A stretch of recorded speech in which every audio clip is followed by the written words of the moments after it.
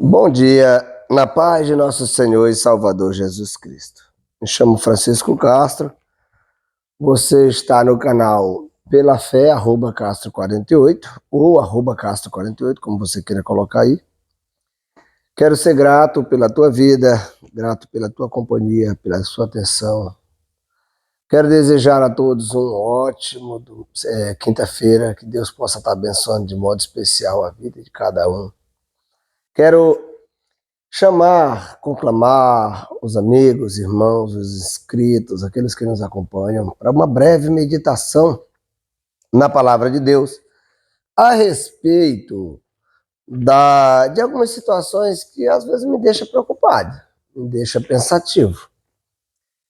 E eu sei que não é só eu, talvez você também às vezes para pensar sobre isso. Por que esse pensamento? Por que essa preocupação? Você pode estar se perguntando. É porque a nossa vida ela é muito curta. Ontem eu conversava com alguns amigos, irmãos, e eu vi a brevidade da vida de uma forma assim que é preocupante. Se nós pegarmos a história da Bíblia aqui, lá no início, um homem viveu 967 anos, chamado Matusalém, né? Nós pegarmos mais para cá, nós vemos Noé vivendo muitos anos também, 500, 600 e poucos anos. Se nós pegarmos aqui a história de Abraão, nós já vemos Abraão vivendo só 175 anos. Quando nós pegamos a história do filho dele, Isaac, nós já vemos vivendo 180, faixa etária praticamente igual. E quando nós pegamos a história do Jacó, já diminui bastante, 145. No José, filho de Jacó, a gente já vê só 110. E vai diminuindo, Moisés, vai diminuindo, chega na época dos Salmos, onde no Salmo 90, verso 10, o salmista, ele diz que a duração de nossa vida já é só de 70 anos. Olha a diferença. Quando muito robusto o camarada ele chega a 80. Se passar disso aí, é só canseiro e enfado, é o que está lá escrito. Só dores. E a verdade, é que a minha geração, se ela chegar a 70, 80, eu estou com 49, se nós chegar a 70, 80, nós não aguentamos mais levantar quase uma palha. Já todo arrebentado, consumido pela alimentação má, ou má alimentação, como você queira interpretar, consumido por noites mal dormidas, por uma vida desregrada, consumido por um sistema cheio de doenças e vacinações, consumido por tudo criado na base do veneno, das coisas tóxicas, por um ar poluído, enfim, aí vai, é uma infinidade de coisas que nos consomem. Porém, o que me chamou a atenção, e eu gostaria de chamar também para a gente falar sobre isso, é de quem é a culpa e qual é o projeto de Deus para a nossa vida. Qual era o projeto de Deus? O homem tem autonomia e autoridade para interferir no projeto divino? O ser humano, ele tem algum poder de interferência, poder de mudança de projeto nos planos divinos? Essa é uma pergunta bem interessante, para pelo menos a gente meditar. Porque no livro de Jeremias, do profeta Jeremias, e antes que haja antes que alguém diga, mas isso aí era para Israel, tudo bem, eu concordo. Mas no livro do profeta Jeremias, no capítulo de número 29, o verso de número 11, ele diz assim, porque eu bem sei os pensamentos que penso de vós, diz o Senhor, pensamentos de paz e não de mal, para vos dar o fim que esperais. Ninguém espera. Essa é uma verdade. Eu estou usando aqui uma Bíblia de Estudo Pentecostal, a versão Almeida, corrigida. Ninguém espera tempos ruins. Ninguém se prepara para tempos ruins, apesar da Bíblia aconselhar para isso. Paulo, quando escreve a carta à igreja de Éfeso, no capítulo de número 6, lá por volta do verso de número 13, ele diz que uma hora ou outra o dia mau vai chegar, para que possais estar firme no dia mau. Então, o dia mau, ele vai vir. Sendo na nossa juventude, na nossa meia-idade ou na nossa velhice, mas o dia mau vai chegar. Só que aqui, no Jeremias, Deus usa a boca do profeta e declara ao povo, declara à nação de Israel, os planos dele para Israel, os planos dele para aquela nação. E diz, olha, os planos que eu tenho para vocês são planos excelentes. Eu sei os planos que eu tenho para vocês. São planos de bem, não de mal. Porém, o homem muda o cenário. Era como se Deus tivesse projetado algo, fez um cenário e vai abençoar, mas de repente o homem muda esse cenário, começa a fazer tudo ao contrário, e aquele cenário de bem é obrigado a ser tirado, há uma necessidade de ser tirado, e aí vem as mazelas, e aí vem as dores, e aí vem os problemas.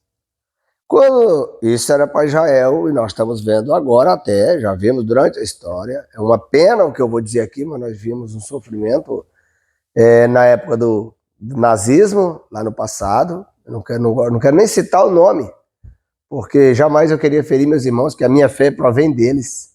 Eles são o ramo verdadeiro. Eu sou um enxerto, segundo a palavra, Paulo escreveu sobre isso.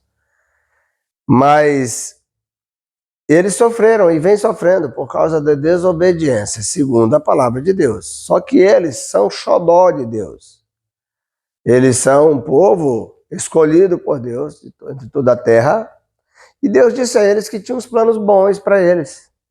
Deus disse para eles que tinha uns planos ótimos, uns planos excelentes. Porém, eles desobedeceram e aí vem o sofrimento e a dor, que é uma forma de Deus chamar a atenção, porque a Bíblia diz que Deus castiga e corrige o filho a quem ele ama.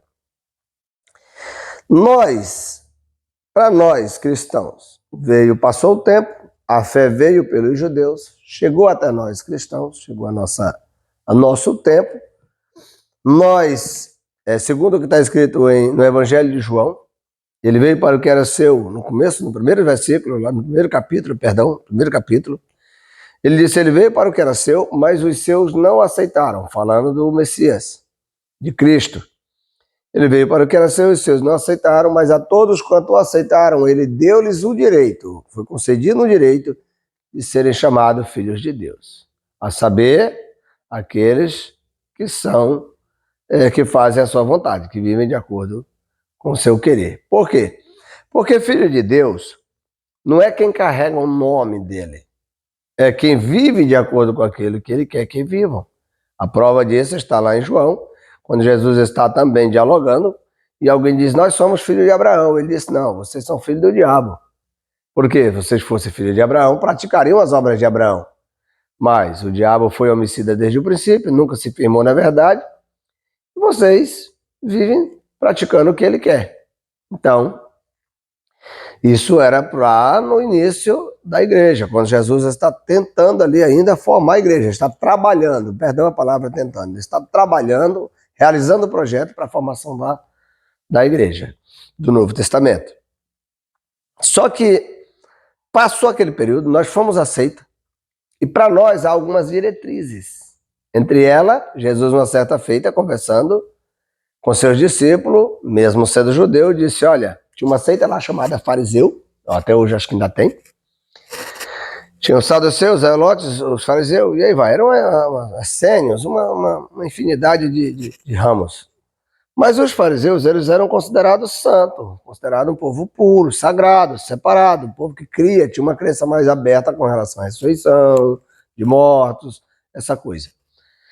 De repente, Jesus, explicando para um certo homem a respeito disso, e ele diz assim, olha, se a vossa justiça não exceder a dos fariseus, vocês de maneira nenhuma verão o reino de Deus. Entrarão nele, não. Aí, se isso é verdade, e aí depois Paulo explica sobre isso, e Paulo diz, olha, se ele não poupou os ramos verdadeiros, vocês acham que eles vão poupar os enxertos. Paulo escrevendo aos Romanos, explicando a respeito disso aí. Paulo diz, olha, eles são ramo. O gentil são os zambujeiros enxeitados, jambuzeiro enxertado.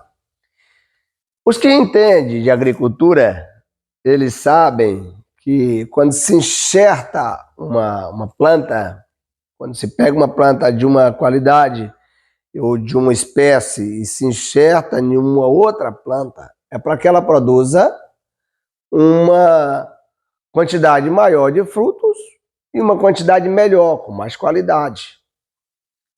Então era para a igreja brasileira e em toda a face da terra, era para a igreja estar produzindo não só o fruto melhor, com uma quantidade maior, mas um fruto com mais qualidade, com mais santidade, com mais pureza, com mais clareza, sendo verdadeiramente o que Jesus falou no capítulo 5 de Mateus, dizendo, 5 a 6 de Mateus, Jesus dizendo que nós seríamos a luz do mundo, a luz do mundo. Então isso traria uma clareza a ponto de a igreja brilhar na face da terra. Só que aqui entre nós está havendo um probleminha. A igreja parece que ela está perdendo ali o propósito. Não estou aqui julgando de maneira nenhuma a igreja de modo, como que eu posso dizer, toda a igreja, né? Não estou generalizando de forma nenhuma, porque na igreja sempre vai haver a Filadélfia, sempre vai haver uma igreja pura. Mas, de modo geral, uma visão geral, a igreja está se envolvendo com briga, a igreja está se envolvendo, ela começa por aí, perdão, ela começa por aí, a igreja está se envolvendo com contendas, e não é entre o mundo e a igreja, que era para haver uma guerra, um conflito interno o tempo inteiro, entre nós e as forças do mal. Mas a igreja está se envolvendo em degladiar entre si. Eu faço parte da Igreja Assembleia de Deus, eu detesto o pessoal da Cristã do Brasil, eu detesto o pessoal da Deus e Amor, eu detesto o pessoal da Quadrangular, e assim por diante, sabe? É assim que está hoje. Eu sou o detentor da salvação, só aqui, ó, só quem congrega, mas eu é que tem salvação. Os outros lá fora, tem não. Lá é tudo Satanás. Entendeu como é que tá? É assim que tá. Se eu falo algo na rede social, tentando pregar o evangelho, tentando abrir o olho, tentando... Se alguém fala assim, eu disse, olha gente, se prepare, porque segundo as profecias, Jesus está às portas. Levanta 10 pastores aí, agora vamos fazer os podcasts. E aí nesses pastores eles pegam a Bíblia, não, Jesus não vai vir agora, ou senão não, e tal. Tentando desmentir uns aos outros, uma coisa que às vezes o que está falando, ele nem tem tanto conhecimento. Ele tem um desejo, uma responsabilidade, uma obrigação de poder avisar o povo de que a qualquer momento a porta vai fechar para essas pessoas. Seja através do arrebatamento, seja através da morte, porque eu não sei se eu gravarei outro vídeo. Eu não tenho poder sobre a morte para me dizer, não, eu vou gravar vídeo daqui a 10, 15 anos. Eu não tenho como saber se daqui a meia hora eu estou vivo. Então eu tenho que avisar como se fosse a última hora. Mas a igreja vê isso e começa a degladiar entre a igreja. A igreja se envolve na política e esquece que Deus é poderoso, quem bota a autoridade e quem tira a autoridade é Deus, segundo a própria Bíblia. Não há autoridade que não foi constituída por Deus. E se Deus constituiu a autoridade, aqui para nós, se Deus constituiu a autoridade, e se a coisa está ruim, há uma permissão divina, porque para Israel, se ele, eu volto a falar, se Israel é o povo escolhido, é o povo que Deus chamou lá desde o princípio através de Abraão, deixou eles 430 anos escravos no Egito, depois se lembrou da promessa feita a Abraão, voltou lá e tirou eles. Daquela geração não entrou só 2 pessoas na terra prometida que entraram por causa da desobediência. Depois chega no livro de Juízes, está lá uma bagaceira só de novo, e aí Deus vai lá, envia anjo e torna a fazer bagaceira, levanta juízes para julgar, mas os filisteus eram usados, os amalequitas e tanta gente lá, era usado para oprimir. Chega a época do Davi, há uma bagunça total lá, por causa justamente da desobediência. Chega na época de Malaquias, chega a hora que Deus se cala e deixa o povo caminhar sozinho por causa da desobediência. Vem os gregos, vem os persas, vem aquela turma toda lá, chega nos romanos, aí só opressão. E de lá para cá nunca mais. Só que é uma promessa, né? Há uma promessa no Joel, capítulo de número 6, que vai haver uma restauração. Mas tudo bem. O que eu estou dizendo é que, será que nós não estamos mudando o propósito? Será que nós não estamos mudando aí? Será que nós não somos culpados disso? Será que nós não estamos mudando o projeto divino? Porque a promessa lá que eu falei no início era que Deus tem um plano maravilhoso para aquele povo. Deus tinha um plano maravilhoso. Para a igreja tem algumas promessas. Aquela promessa era para Israel. Para a igreja tem algumas promessas e entre essas promessas Jesus disse assim, eu vou fazer uma promessa bonita para vocês. 14 de João. Se eu vou, mas eu vou preparar lugar e quando eu preparar eu vou voltar. E eu vou levar vocês para que onde vocês estiver, onde eu estiver, vocês estejam também. Olha que promessa linda, né? Mas aí, enquanto vocês estiverem aqui, João 16, verso, se não me falha a memória, 33. Jesus disse, enquanto vocês estiverem aqui, vocês vão ter aflição. Mas a igreja não quer passar por aflição. Ah, Deus. A igreja tem hora que ela é chicotada com a própria língua. Por quê? Porque em vez dela se focar no propósito de adorar, de curvar, de se derramar, a igreja que eu estou falando, agora aqui eu não estou, outra vez eu digo, não estou generalizando, porque eu sei que tem a igreja do arrebatamento, está pronta. Eu sei que tem a Filadélfia. Mas eu estou falando da igreja no geral. Por quê? Porque a igreja no Brasil, ela é muito grande, mas ela é muito raquítica, inativa, ela é muito parada. Sabe? No sentido, não mas no sentido de se envolver só no mundo espiritual, de libertar os cativos, de curar os doentes, de realmente fazer o que foi mandado. Marcos 16, ele disse, esse sinal seguirão os que crê. Parou para analisar que esse sinal não está nos seguindo? Pregar o evangelho foi uma ordem. Irmão, vem cá. Eu vi uma certa postagem um dia desse de um rapaz e ele está certo. Pregar o evangelho foi uma ordem. Beleza, vamos cumprir a ordem. Mas curar os enfermos também foi uma ordem. Sarar os leprosos foi uma ordem. Ressuscitar os mortos também foi uma ordem. Tirar os oprimidos pelo Satanás, limpar lá as pessoas que estão oprimidas de espírito imundo, levantar os aleijados, foi ordem também. Por que nós não cumprimos essa ordem? Nós só pregamos o evangelho dizendo que estamos cumprindo a ordem. É algo errado. E nós temos que admitir, irmão. A saída do erro é a admissão. O perdão, ele vem quando eu admito e reconheço a minha fraqueza, meu pecado, meu erro, meu distanciamento. Foi isso que aconteceu com Israel. Israel reconheceu que estava numa miséria total, começou a clamar, Deus ouviu e enviou Moisés para tirar eles de lá. Então é assim que funciona, não tem pra onde correr. Não adianta nós querer tampar o sol com a peneira e dizer que somos crentão, porque eu fiz curso, eu fiz isso, deixa eu virar esse telefone pro outro lado aqui, tu ia ver um monte de livro aí também. A gente só que vai valer o quê? Pega um livro, pega um currículo, pega aí um diploma e vai expulsar um demônio com um diploma. Entendeu? Vai curar um enfermo com um diploma. Então, eu não estou dizendo isso de vocês, eu estou incluindo a minha pessoa. Todos nós estamos no mesmo barco. Sabe? Nós fazemos muita coisa que é lícito, mas não convém. Enquanto nós deveríamos nos preocupar com o reino, às vezes nós estamos preocupados com o nosso status. Nós estamos querendo defender Deus. Deus não precisa de defensor, irmão. Quem precisa de defensor somos nós. Sabe? Não precisa. Quando Paulo diz lá, é escrito lá no livro de Atos, que Paulo vai de frente de Agripa, e Jesus havia feito a promessa, só quando tu for levado à presença de reis e governadores, te preocupa o que tu vai falar, não. Olha aí. Por que nós ficamos em casa fazendo projeto de leis, isso e aquilo outro, como é que nós vamos fazer? Se a promessa é no mundo tereis aflições. A promessa é essa. Paulo, quando escreve à igreja de Corinto, na segunda carta, no capítulo 4, verso 17, ele diz assim, ó, fique tranquilo, porque essa leve e momentânea tribulação que vocês têm agora, ela só é para produzir para vocês um peso eterno de glória. Olha aí, sabe? Paulo escreve aos Romanos também, no capítulo 8, verso 18, ele disse, eu tenho para mim e eu estou certo, de que as aflições desse tempo presente só servem a produzir em nós uma glória muito excelente. Olha, e o próprio Jesus, quando está orando, no capítulo de número 17, ele está orando por a igreja, e ele ora pelos seus discípulos, ele vai orando, e ele diz, Pai, eu não te peço que eu os tire do mundo, mas que os guarde, porque eles não são do mundo, assim como do mundo não sou. Mas olha que antes ele havia dito para os discípulos, eu envio vocês para o mundo como ovelha para o meio de lobo. Vocês estão sendo mandados como ovelha. Você já viu lobo, ovelha, conseguir lutar contra lobo, irmão? Você já viu? O que está acontecendo hoje é que todas as coisas me são listas. 1 Coríntios capítulo 6, verso 12, né? Todas as coisas me são listas, só que nem tudo me convém. Somos cidadão do reino, somos cidadão do céu. Nós deveríamos olhar quais são verdadeiramente as promessas feitas para nós, igreja, e as responsabilidades que temos. Por quê? Porque a igreja hoje, o Satanás ele conseguiu fazer com que a igreja criasse status.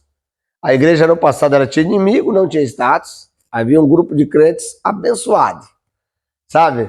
No tempo dos nossos irmãos que morreram martirizados, e até hoje ainda tem região que é assim, né? Mas nossos irmãos eram voltados verdadeiramente para Deus, clamavam desesperadamente. Hoje, nós vivemos uma vida de regalia, uma vida de bênção, está tudo dando certo, de vento em popa. E como nós não temos mais, parece que inimigo fora, nós começamos a brigar entre nós. Sabe, em vez de nós dar as mãos e bombardear o inferno, em vez de nós dar as mãos e lutar pela libertação de vidas, por aqueles que estão sendo matados, levados à morte, tanto pelas drogas, quanto pelo tráfico, que não, uma coisa é uma coisa, ou a outra coisa é uma outra coisa. Tanto pelo engano, pela prostituição. Hoje, as igrejas viraram, quase que no geral, isso aqui agora já muda, é quase que no geral, as igrejas viraram desfile de moda. E o pior de tudo, não é uma moda de crente. Se fosse uma moda de crente é antiquada, né? Crente ficou para trás. Não dá para ter a moda de crente, não. Se vestir uma roupa longa, tem que rachar ela tá em cima ou botar um bocado de botão para quando sentar ou andando você ver tudo. Isso nas mulheres. Nos homens, o homem veste uma roupa tão apertada que ninguém sabe se é um homem ou se é um flau. Um din-din, um geladinho, sabe? Um sacolé. Ninguém sabe o que é. Não sabe se é uma... Só sabe que é um homem porque fala, senão não dava para saber. Essa é a igreja de hoje. A decência está indo embora, o pudor está indo embora, os maus pensamentos, a cobiça, a lascívia está sendo aguçada dentro da igreja por crente, a lascívia está sendo aguçada, sabe? Por quê? Pastor, mas não é crime eu usar, tudo bem, realmente não é crime não. A Bíblia diz que tudo me é lícito. Porém, nem tudo me convém. Todas as coisas são lícitas, mas não convém.